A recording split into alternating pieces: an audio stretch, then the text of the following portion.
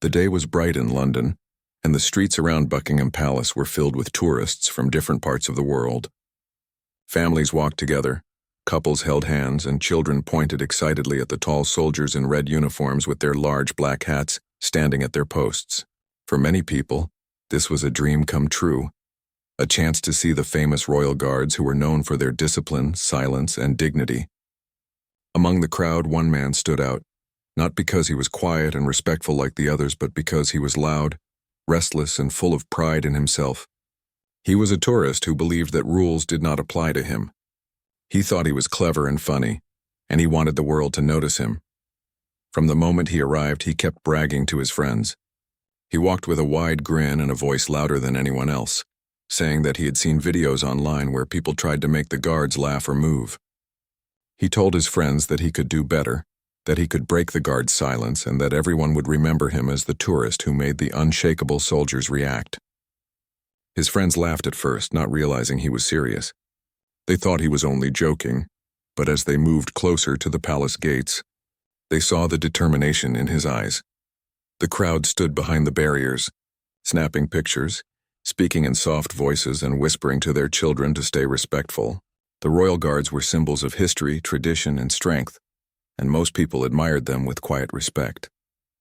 But this man had a different plan. He pulled out his phone, started recording himself, and shouted to his friends that today he would win. He moved close to the barrier, leaning as far forward as he could, his voice echoing over the quiet crowd. A few people turned their heads, annoyed by his arrogance, but he didn't care. In his mind, this was his stage, and the guards were part of his show. At first, he tried silly tricks. He waved his hands in front of one guard, making faces, sticking out his tongue, and jumping up and down like a child desperate for attention. The guard did not move. His eyes stayed fixed straight ahead, his posture perfect, his face calm. The soldier's silence only made the tourist louder. He laughed, clapped his hands, and looked around for approval. Some people shook their heads in disapproval, while others took out their phones, knowing something unusual might happen. A few even muttered under their breath, warning him that he was going too far, but the man was too proud to listen. He stepped back for a moment and turned to his friends. "See, he won't move." "They're like statues," he said with laughter. His friends smiled nervously, embarrassed by his behavior, but none of them stopped him. Encouraged by their silence, he returned to the barrier and leaned even closer. He started shouting directly into the guard's face, mocking the way he stood still. He called him a robot. He made strange noises, and he kept repeating that he would find a way to make him blink. The guard, strong and disciplined, stood without the slightest reaction, as though the noise around him did not even exist. His silence was powerful, and in a strange way it made the tourist feel smaller, though he would never admit it. By now, more people had gathered to watch. Mothers pulled their children back, whispering that this was not something they should copy. Older couples frowned, shaking their heads at the lack of respect. A few young tourists laughed quietly, not because they admired the man, but because they knew he was about to embarrass himself. The air grew tense as everyone waited to see how far he would go. Still, the man thought he was in control. He believed that the guard's silence was a weakness, and that made him feel bold. The tourists then began blocking the path where the guards usually marched during their patrol. He knew the guards had a duty to walk their set path, and he wanted to see what would happen if he stood in the way. His friends called out to him, telling him to be careful, but he only raised his arms like a performer on a stage. The crowd gasped, some even whispering that security might intervene soon, but the man didn't care. He felt powerful in that moment, as though the attention of hundreds of people was proof that he was special. Minutes passed, and he grew restless. His tricks weren't working, and the guard's silence was stronger than his pride. He tapped his foot, looking for a new idea, his mind racing. Then, with a sly grin, he whispered to his friends that he had thought of something no one had tried before. They asked him what he meant, but he waved them off, saying they would see. The crowd had no idea what he was planning, but they could sense his arrogance rising, and some began pulling out their phones to record, preparing for whatever was about to happen. The guard continued to stand still, calm and unshaken, his uniform bright under the sun, his hat tall and firm, his weapon by his side. The soldier looked timeless, like part of the very stone walls of the palace itself. But the tourist saw none of that. He only saw a challenge, and he was determined to win. His pride had grown too large and he believed he could do something no one else dared. He took a step back, stretched his leg as if preparing for a small kick, and smiled at the crowd as though he were about to perform a trick that would impress them all. The people nearby gasped, realizing what he was about to attempt. Some shook their heads, others shouted warnings, and a few even covered their mouths in shock. In that moment, the street that was filled with laughter and chatter grew heavy with silence. Everyone knew that the man was about to cross a line that should never be crossed. His friends tried to stop him with nervous laughter, saying it was enough, but he was too deep in his own pride to listen. The crowd waited, holding their breath, knowing that whatever happened next would be remembered by everyone who was there.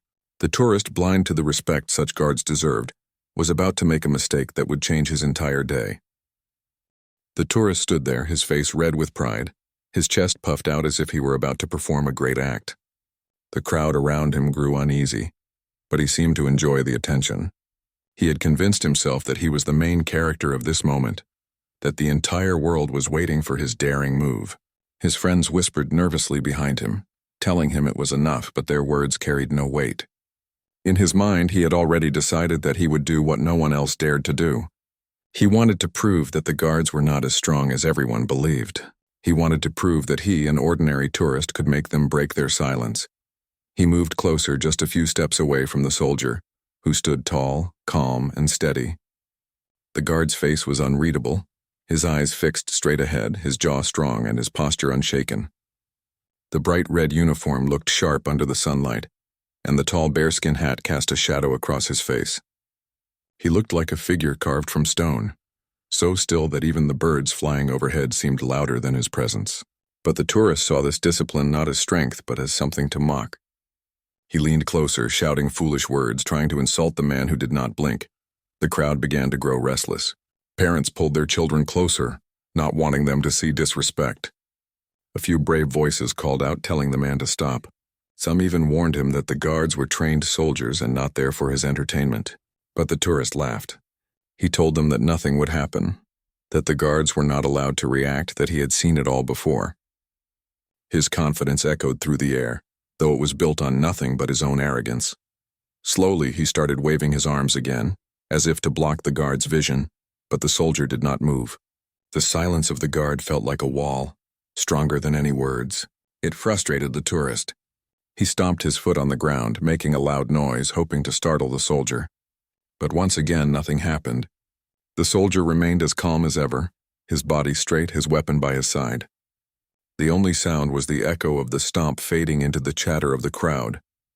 The tourist turned back to his friends and the watching crowd with a wide grin, pretending he was in control. "See? He won't move," he bragged, as if silence meant victory. Some laughed awkwardly, but most looked away, ashamed for him. Still, he mistook their silence for admiration. He thought he had an audience cheering for him, when in truth they were waiting for him to make a mistake. Feeling bolder, he crossed the invisible line between curiosity and disrespect. He stepped so close that his shadow touched the guard's boots. People gasped, and someone shouted that he should step back, but he ignored the warnings. He waved his hand close to the soldier's face, his fingers just inches from the man's chin. The soldier did not react. This only made the tourist angrier. He wanted a response, any response, and his pride demanded more. Then, as if struck by a reckless idea, he pulled back his leg slightly, balancing on one foot. His friends gasped, whispering for him to stop, but he had already made his decision. His mind was filled with foolish thoughts, convinced that if he gave the soldier a small kick, just a light tap, he would finally get a reaction. He thought the guard would shout, flinch, or break his calm. He imagined the crowd cheering for him, recording the moment and making him famous online. He did not realize that fame built on disrespect would turn into shame. He kicked forward, a sharp movement filled with arrogance, his shoe striking the guard's shin. In that instant, the sound of the impact echoed louder than his own laughter. The guard's leg did not move an inch. It was like striking a wall of stone. The tourist's grin froze, and within a second it twisted into shock. The crowd gasped in disbelief. Mothers covered their children's eyes, some people shook their heads, and others began to raise their phones higher, capturing the moment. The pain hit him instantly. His foot, expecting a soft target, instead collided with armor and strength. He stumbled backward, clutching his leg, his laughter breaking into a cry. The shockwave of pain ran through his ankle up to his knee, and he bent forward, trying to hold himself steady. His face turned pale and sweat began to form on his forehead. He realized too late that his foolish act had cost him more than pride. The guard, who had been silent all this time, finally moved. He stamped his foot firmly on the ground, the sound echoing like thunder across the courtyard. His voice, deep and commanding, rang out in the air with a single sharp command. "Stand back!" It was powerful, strong, and filled with authority. The crowd fell silent instantly. Even the birds seemed to stop in mid-flight. The tourist froze on the ground, staring up in shock. The guard did not raise his weapon, did not strike him, did not even show anger. He simply returned to his posture, standing tall, eyes forward, silent once again. His reaction was not of violence, but of discipline. It was a reminder that his duty was greater than the foolishness of one man, but the damage was done. The tourist sat on the ground, clutching his foot, his pride broken, his arrogance melting away in the eyes of the crowd. His friend stepped back, embarrassed, not wanting to be part of his shame. The people watching whispered among themselves. Some shook their heads, others smiled quietly at the instant justice that had unfolded before them. Cameras clicked, phones recorded, and within minutes the entire moment was captured forever. The man had wanted attention, and now he had it. But it was not the kind he had hoped for. His face was twisted in pain, his voice shaky as he cried out, begging for help. The same crowd he had tried to impress now looked at him with pity or amusement. No one saw him as brave. They saw him as foolish. And while the soldier returned to his post with calm dignity, the tourist was left on the ground, learning a lesson he had never expected. The moment the man's foot struck the guard's leg, the sound was sharp and the result was instant. It was not the reaction he had expected. Instead of laughter and cheers, the air filled with gasps and murmurs. The tourist had imagined himself as the hero of a funny story, but within seconds he became the center of a very different scene. His laughter froze, his face twisted in pain, and his voice cracked into a cry. The impact of the kick shot through his foot like fire. He tried to balance, but his pride had carried him too far, and now it betrayed him. He stumbled back, clutching his ankle, and landed awkwardly on the ground. The guard, steady and calm all this time, finally moved. He stomped his boot down with a sound so strong that it echoed off the palace walls. The crowd jumped at the noise, startled by the sudden command of presence. Then came the guard's voice, deep and firm, cutting through the chatter of the tourists. "Stand back!" he shouted. It was only 2 words, but they carried weight. The sound of discipline, of years of training, of authority that did not need to be questioned. In that moment, every head in the crowd turned silent. Phones that had been lifted higher to record stayed still. Children who had been restless stopped moving. Even the birds overhead seemed quieter. The tourist, who had wanted nothing more than to make the soldier speak, now found himself shrinking at the very sound of that voice. He sat on the ground, his face pale, sweat beginning to drip down his forehead. He clutched his foot, rocking back and forth, the pain clear in every breath he took. He looked up at the guard, but there was no sympathy in those eyes. There was no anger either, only the same calm discipline that had been there from the beginning. The guard did not need to do more. His silence was stronger than any lecture. The people around watched closely. Some shook their heads, whispering about the man's foolishness. Others raised their phones even higher, recording every second of his humiliation. A few laughed quietly, though not cruelly, but as if to say, he deserved that. Parents pointed him out to their children, using the moment as a lesson about respect. "This is why you don't mock people doing their job," one father whispered to his young son. The boy nodded, wide-eyed as he clutched his mother's hand. The tourist tried to stand, but his pride and his ankle failed him.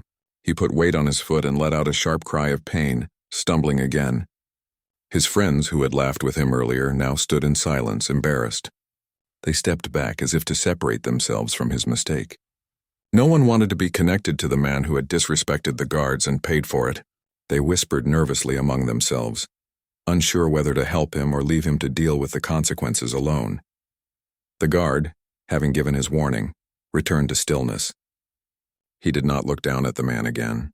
His duty was to stand watch, and he would not allow the arrogance of a tourist to distract him from it. That made the scene even more powerful. While the tourist lay on the ground, moaning in pain, the guard stood tall, as unshaken as the stone walls behind him. His presence was a reminder that respect cannot be forced, and that some things stand stronger than human pride. The man looked around for sympathy, but the crowd offered him none. People whispered words like foolish, disrespectful, and embarrassing. Some shook their heads. Some turned away and some smiled knowingly, as though the world had just delivered instant justice. The tourist's face burned with shame, his pride collapsing faster than his ability to stand. He had wanted to be famous, but not like this. He had wanted laughter, but now he received only pity. Slowly he began to beg. His voice was weak at first, asking his friends to help him up. They hesitated, looking around nervously at the eyes staring at them. Helping him now meant being part of his humiliation, and they were not ready for that. He grew louder, pleading for someone, anyone, to give him a hand. But the people who stood closest kept their distance. Some crossed their arms, some held their children back, and others simply watched with quiet satisfaction. As the seconds passed, the man's arrogance drained away completely. His earlier grin was gone, replaced by a face twisted with pain and regret. He held his ankle tightly, rocking back and forth on the ground, sweat dripping from his forehead. His cries became louder, no longer filled with pride but with desperation. He called out for help again, this time to strangers. But most of them ignored him. The same crowd that he had entertained minutes ago now treated him like a lesson in what not to do. The recording phones captured everything. His proud smile before the kick, the foolish moment of contact, the sharp command of the guard, and now his broken cries for help. Within minutes, this scene would be on screens across the world. The tourist did not realize it yet, but his moment of arrogance was about to follow him far beyond this palace courtyard. Still, the guard stood tall, unmoved, unshaken. His duty was greater than this moment, and he would not lower himself to the level of the man on the ground. His silence was the strongest answer he could give. And in that silence, the tourist's cries sounded even louder, even more pitiful. He had wanted to break the guard's discipline, but instead, the guard's discipline had broken him. The tourist sat on the hard ground, clutching his foot, his face red from both pain and shame. His laughter from earlier had completely disappeared. The crowd that once looked at him with annoyance now watched him with a mixture of pity, irritation, and quiet amusement. His friends, who had encouraged his foolish behavior with giggles before, now stood awkwardly a few steps back. They did not want to be part of his humiliation. Instead of rushing forward to help him, they whispered among themselves, unsure what to do. They could feel the eyes of the crowd judging not only the man but also anyone who stood too close to him. The tourist tried again to stand, groaning as he put weight on his injured ankle. His body shook, and within seconds he stumbled back to the ground, crying out in pain. The sound echoed through the courtyard, mixing with the quiet murmurs of the crowd. He reached out his hand, hoping someone nearby would offer him help. But the people closest to him did not move.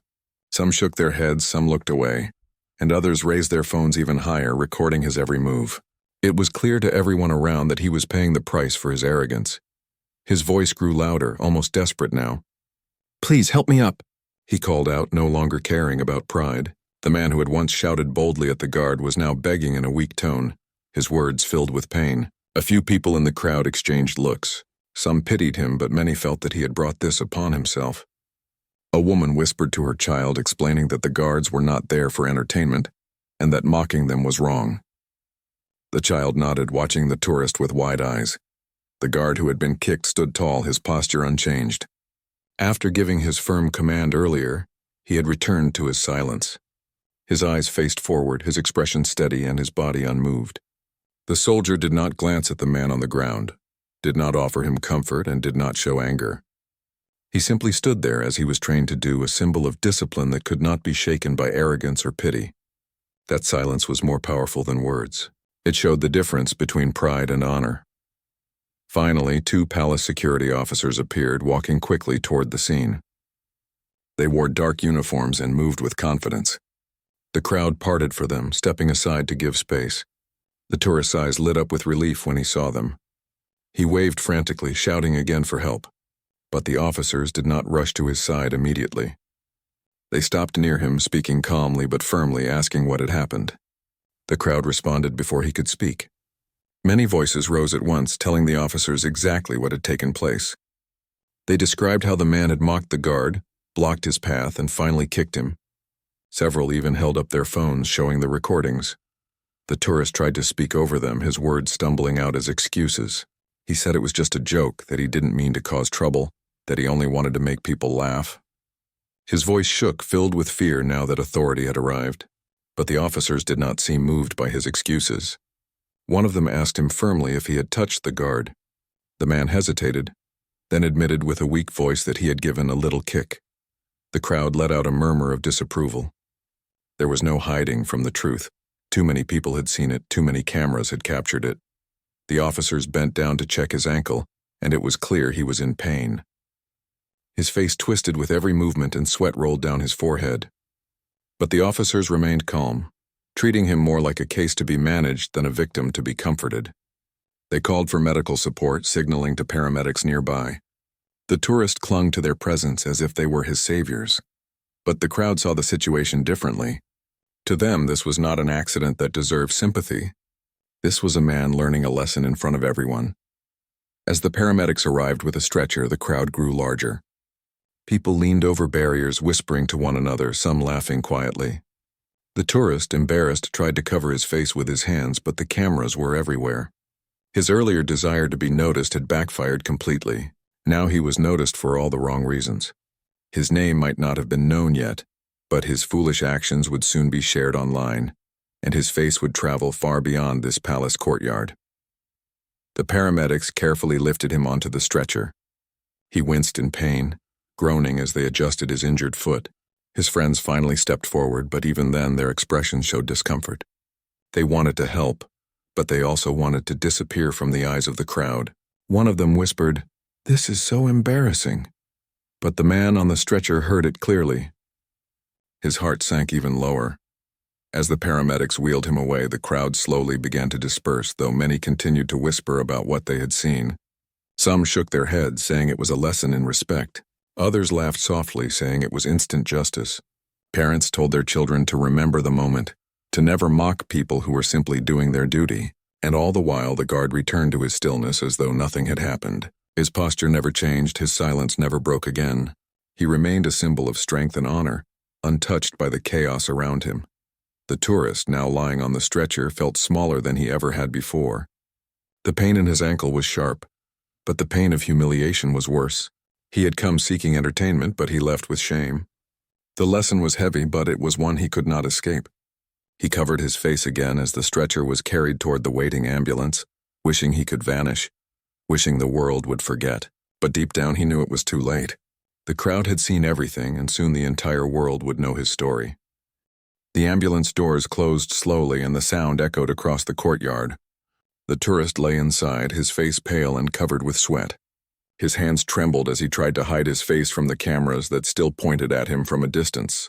The crowd outside began to spread out, but the memory of what they had witnessed stayed heavy in the air. Everyone knew they had just seen something that would not be forgotten. Some were already posting the videos online, adding captions about respect, discipline, and instant justice. Others whispered to each other, saying the man had received exactly what he deserved. The guard remained at his post. He stood as steady as before, unmoved by all the noise, unmoved by the drama that had unfolded just moments earlier. His silence was stronger than anything the tourist had done. He did not break his duty, he did not fall into anger, and he did not show weakness. He simply continued his watch, his eyes forward, his body firm. That stillness was a symbol of strength, one that made the man's actions seem even smaller. Inside the ambulance, the tourist lay with his injured ankle wrapped in bandages. The paramedics spoke quietly to each other, writing notes and checking his pulse while he kept his head turned away in shame. His friends sat quietly beside him, no longer laughing or joking. Their eyes stayed on the floor and their voices were hushed. They knew that once this moment spread online, they would also be remembered, not as tourists enjoying their trip, but as the ones who stood beside the man who disrespected a royal guard. Hours later, at the hospital, the tourist sat on a bed in a small room. His foot was swollen and every step was painful. A doctor explained to him that he had suffered a sprain and needed rest. He would need crutches to walk for the next few weeks. The words felt heavy in his ears, not just because of the injury but because of the lesson attached to it. He had traveled far from his home only to leave with pain instead of joy. The shame was worse than the injury. Every time he closed his eyes, he saw the guard standing tall, unshaken. He heard the echo of the guard's powerful command. He remembered the gasps of the crowd, the laughter of strangers, and the flashing of cameras. His pride had turned into his greatest enemy. He had wanted the world to notice him, and now the world would know him, but for reasons he would never have chosen. Meanwhile, outside the hospital, his story was spreading quickly. Videos of the incident traveled across social media. Headlines appeared with words like, "Tourist learns a hard lesson" and "Instant karma at Buckingham Palace." Millions of people watched the moment he raised his foot, the instant of impact, the guard's thunderous command, and his fall to the ground. Comments filled the internet, with people around the world agreeing that respect should never be replaced with arrogance. Some laughed at the video, some felt pity, and many saw it as a reminder that discipline will always outlast pride. Back in his hospital room, the tourist scrolled through his phone, reading the comments. His face grew redder with every word. He saw strangers mocking him, calling him foolish, and telling him he had embarrassed himself and his country. He wanted to throw the phone away, but he could not stop reading. Every line was another reminder that his actions had been wrong. His friends tried to comfort him, but their words were weak. They too had seen the online posts, and they too felt the weight of the shame. The trip, which was meant to be filled with fun and happy memories, was ruined. Instead of exploring the city and taking pictures with joy, the group now sat quietly in the hospital, waiting for the tourist to heal. None of them dared to return to Buckingham Palace. None of them wanted to face the stares of strangers who might recognize them. The city, once exciting, now felt heavy with embarrassment. Days later, when the tourist finally left London, he did not feel like a visitor leaving a beautiful city. He felt like someone escaping a stage of humiliation. At the airport, he kept his head low, worried that someone might recognize him from the video. His crutches clicked against the floor, a sound that reminded him of the guard's stomping boot. He wished he could erase the memory, but it followed him with every step. When he returned home, his story did not stay behind. Friends and neighbors had already seen the video online. Some teased him gently, others asked him why he had done such a foolish thing, and many shook their heads in disbelief. His pride, once loud and bright, had been silenced by the weight of his mistake. For weeks he avoided social gatherings, ashamed to face the questions. He learned the hard way that the internet never forgets. But over time, the anger in his heart softened into reflection. He began to understand the true meaning of what had happened. The guards were not there for his entertainment. They stood as symbols of history, honor, and discipline. Their silence was not weakness but strength.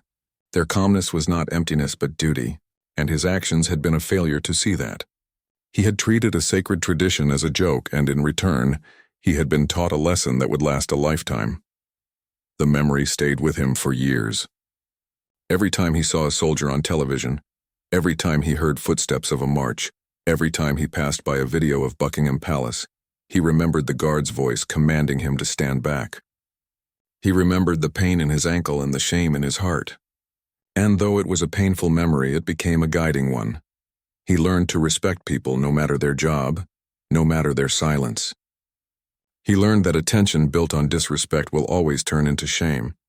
He learned that pride without humility leads to a fall, and while the world may remember him as the foolish tourist who tried to mock a royal guard, in his own heart, he carried the memory as a personal reminder to live differently. The guard never knew his name, never broke his silence again, and never needed to. His strength was not in words but in his discipline. He continued to stand tall day after day, guarding the palace with dignity. And for every person who visited, he remained a symbol of respect. A figure who reminded the world that honor is not moved by arrogance. The story of the entitled tourist ended not with victory or pride, but with humility and pain.